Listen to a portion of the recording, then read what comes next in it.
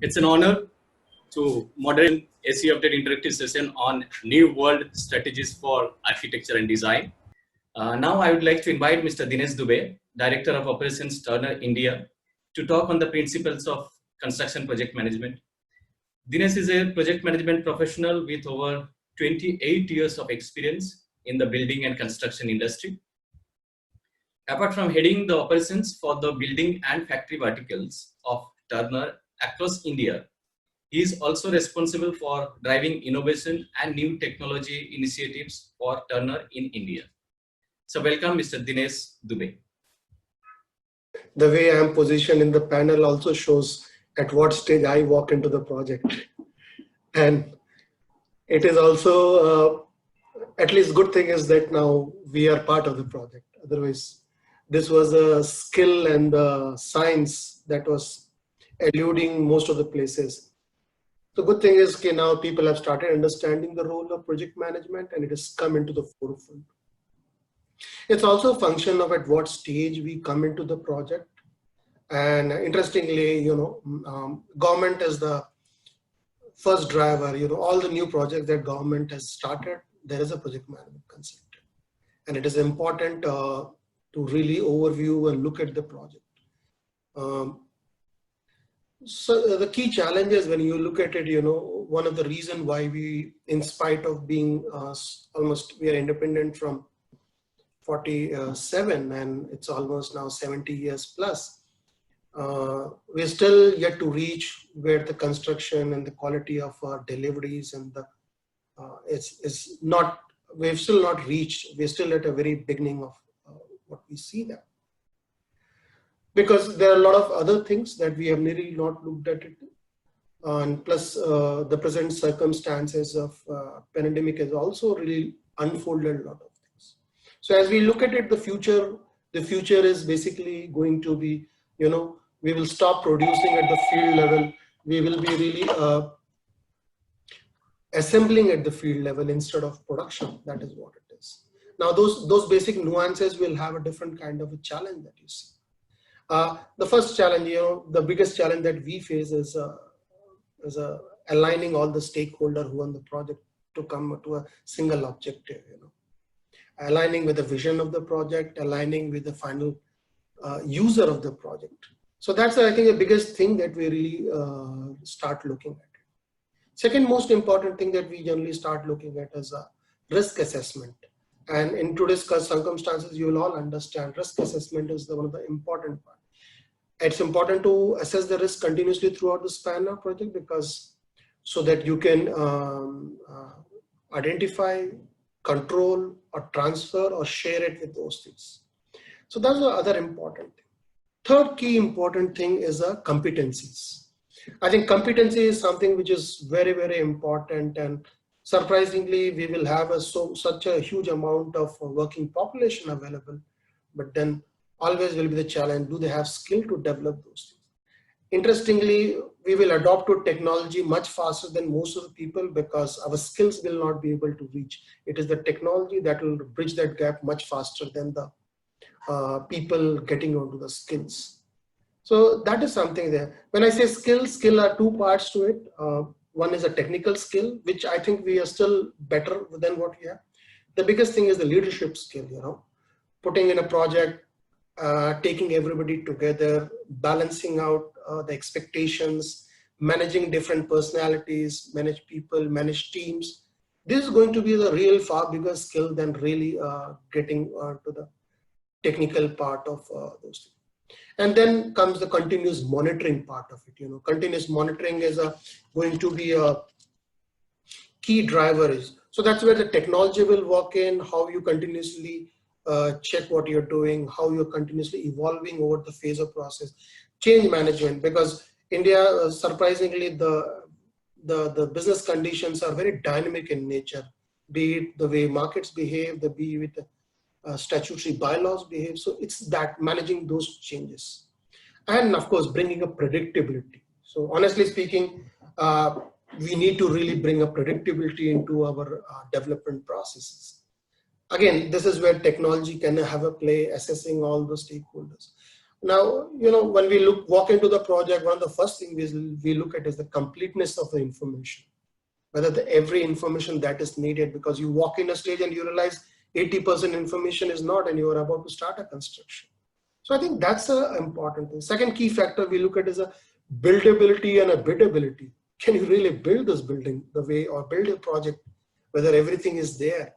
And then comes the part as a biddability. Is it biddable enough for somebody to price it rightly, and you can really deliver these things? We also look at the other issues, especially constructability, detailing. Then we talk about logistics, especially if you're working in Mumbai, that's a big thing. As simple as that, you don't have enough working hours available for you. Based on our experience in India, because of the availability of labor and all those things, what has happened? You actually get 220 to 250 work productive days. How do you cover up the whole project nuances within that time as a skill that you have to bring in? So these are the challenges that you really look at it. And finally, of course, the communication, how the communication has to be there.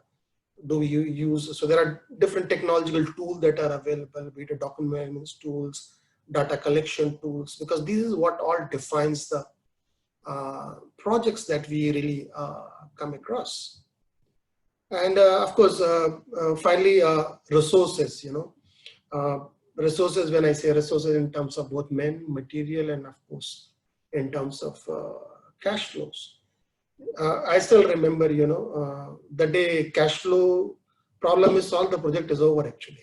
So it's not the problem of a project management, it's a more problem of the business management part of the development. So these are the realities that we live. We've been in the country for almost now 13 years. We did a Statue of Unity in the country. We've been involved in past with the Burj. We did a 101 Type A. We're also doing a 118 Merdeka that's coming up in Malaysia, a 618. All these projects are extremely complex, high on the capital value. But what defines all of them is plan. We've been not really doing. For us, construction, planning, execution, design, thinking, everything is going simultaneously. So what happens when you're doing everything together, your ability to foresee change, ability to make change, and ability to manage is very limited. You're working in a very limited domain of, expertise and idea. And of course, the new pandemic will also throw up the different kind of thing, because it has impact on productivity, it has an impact on the supply chain. So how do we maneuver and all? So I think the way forward will be definitely looking at more of a manufacturing practice bringing into our space than of really doing what we've been doing as of now. So at the end of the day, doing a project is a collaborative effort. And I think that's more important. And that's also takes away the fact in this. So like simple example, if I'll give you an example, when you ask an architect what does he see in the project and what does a developer or the promoter sees. So like architect sees a great building, people standing and admiring, whereas developer is looking at a family standing in balcony and smiling and enjoying with the family. Now there are two different perspectives. And he's also feeling happy that, okay, these guys are happy, they'll come back to me again. Now, what I'm trying to say, it's very important to understand what is the problem statement. Actually, we jump to the solution with whatever historical reason, or we don't do enough groundwork before providing a solution. See, honestly speaking, if you see tall buildings, especially big projects, they're actually very simple buildings. They are not very complex buildings unless kalakari kuch hai usme. But all most sustainable buildings are simple buildings, and they're beautiful buildings. It's so simple actually.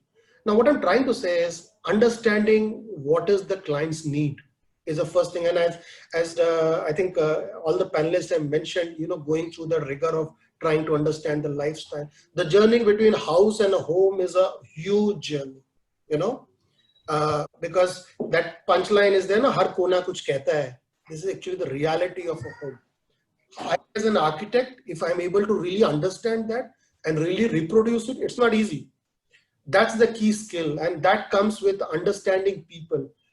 If you see all the new the thought process in the West and all, people means the architects like Jane Gall and all those things, what they're talking about, the relationship between the people, the spaces, how the streets interact with things. I think these are important.